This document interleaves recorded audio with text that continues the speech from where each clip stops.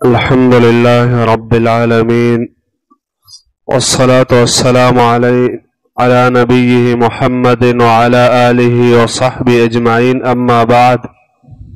وعن ابن عمر رضي الله عنهما قال: كان النبي صلى الله عليه وسلم يقرأ علينا القرآن فإذا مر بالسجدة كبر وسجد وسجدنا معه. رواه أبو داود.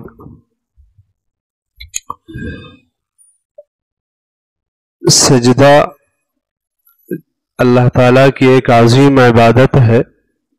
اس وجہ سے اللہ تعالیٰ نے بہت سارے مقامات پر ہمیں سجدے کا حکم دیا ہے. تو نماز میں اگر انسان سے خطائی ہو جاتی ہے تو اس کی تلافی بھی سجدے کے ساتھ. اس کے ساتھ سجدے کی ایک اور قسم ہے، اس کو سجدہ تلاوت کہا جاتا ہے. سجدہ تلاوت کا معنی یہ ہے کہ قرآن کریم میں چند آیاتیں ہیں، تقریباً 15 تک آیاتیں، کہ جب اس کی تلاوت کی جائے تو اس وقت سجدہ کرنا یہ ایک ضروری مسئلہ ہے.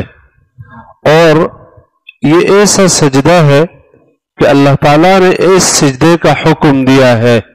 قرآن کریم میں بار بار اللہ فرماتے ہیں: یا ایھا الذین آمنوا ارکعوا واسجدوا، اے ایمان والو رکوع کرو اور سجدہ کرو.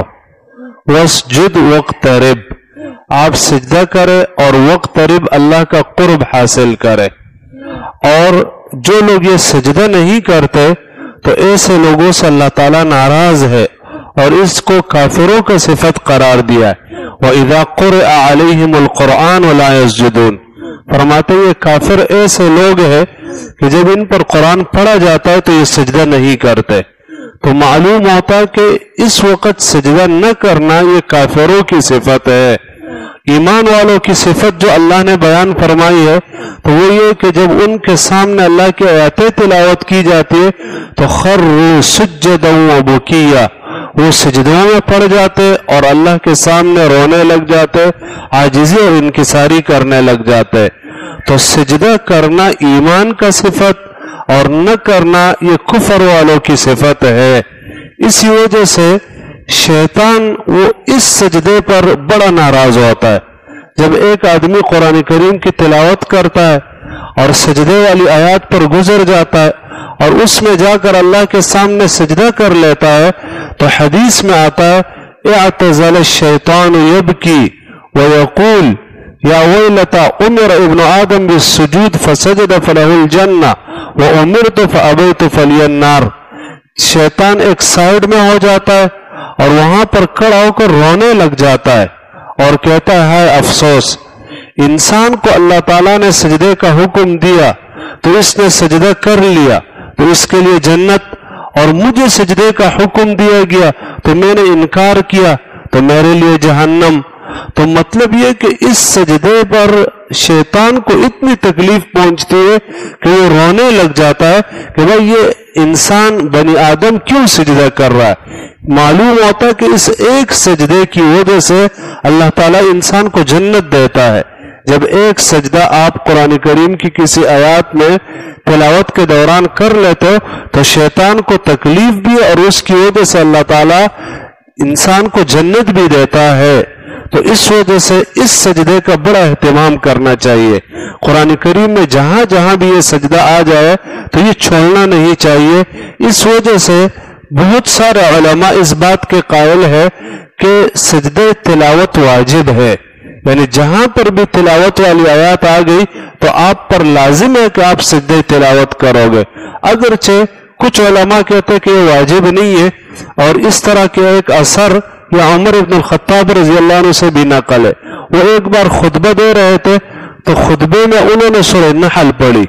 سورہ نحل میں سجدے والی ایک آیات آ جاتی ہے تو جب انہوں نے وہ آیات پڑھی تو منبر سے اتر گئے اور نیچے آ کر سجدہ کر لیا، اور جتنے بھی لوگ سامنے حاضرین تھے ان سب نے سجدہ کر لیا، سب نے.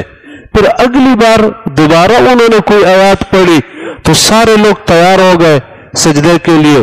تو انہوں نے یہ کہا کہ اے لوگوں، یہ جو سجدہ ہے تلاوت والا، جو آدمی اس میں سجدہ کر لیتا ہے تو بہت اچھی بات ہے، اور اگر کوئی آدمی سجدہ نہیں کرتا تو اس پر بھی اللہ کی طرف سے کوئی گناہ نہیں ہے، لیکن آپ لوگ تیار ہو چکے ہو تو چلو یہ سجدہ کر ہی لیتے، تو انہوں نے یہ سجدہ کر لیا۔ اتنا اہتمام ہے اس سجدے کا کہ منبر سے اترنا اور اس کے لیے خطبہ چھوڑنا اور پھر سارے لوگوں کا مل کر سجدہ کرنا، اس سے معلوم ہوتا ہے کہ یہ بڑا مہم سجدہ ہے۔ اللہ کے رسول صلی اللہ علیہ وسلم نے ایک بار مشرکین کے سامنے تلاوت کی، سورہ نجم کی تلاوت کی۔ یہ پوری سورت اس میں شرک کی رد موجود ہے، شرک کا رد، لات منات اور عزا، ان سب پر رد موجود ہے۔ اس کے اخیر میں سجدے والی آیات ہے وَأَنْتُمْ سَامِدُونَ فَاسْجُدُوا لِلَّهِ وَاعْبُدُوا، کہ اے لوگو اللہ کے سامنے سجدہ کرو۔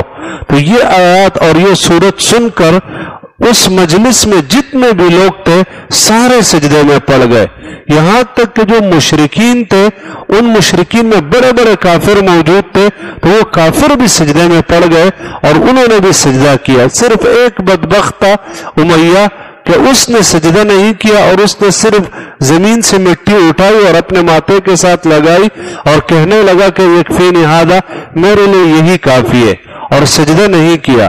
تو عبداللہ بن مسعود رضی اللہ عنہ فرماتے ہیں کہ میں نے بعد میں اس کو دیکھا کہ وہ کافر مردار ہوا بدر کے اندر۔ تو دیکھو یہاں سے اندازہ لگاؤ آپ کہ اللہ کے رسول ایک مجلس میں تلاوت فرما رہے، ساتھ میں صحابہ بھی ہے تو صحابہ بھی سجدہ کر لیتے، اور اس کا اثر اتنا ہو جاتا ہے کہ مشرکین وہ بھی سجدہ کر لیتے، کیونکہ مشرکین وہ بھی اللہ کو مانتے تھے، اللہ کے سامنے سجدے بھی کرتے تھے، لیکن یہ کہ اللہ کے ساتھ غیر کو بھی شریک قرار دیتے تھے، تو اس بنا پر انہوں نے بھی یہ سجدہ کیا ہے۔ تو الغرض خلاصہ یہ ہے کہ جو سجدہ تلاوت ہے یہ ایک انتہائی مہم سجدہ ہے، اس وجہ سے جہاں کہیں پر بھی قرآن میں یہ آ جائے تو یہ چھوڑنا نہیں چاہیے۔ اب یہ سجدے ہیں کتنے، اس کے احکام کیا ہے، اس کے مسائل کیا ہے، اس کے لیے وضو ضروری ہے کہ نہیں، قبلے کی طرف منہ کرنا ضروری ہے کہ نہیں، اللہ اکبر پڑھنا ضروری ہے، سلام کرنا، یہ مختلف قسم کے مسائل یہ انشاءاللہ تعالی آئندہ درسوں میں بیان کریں گے۔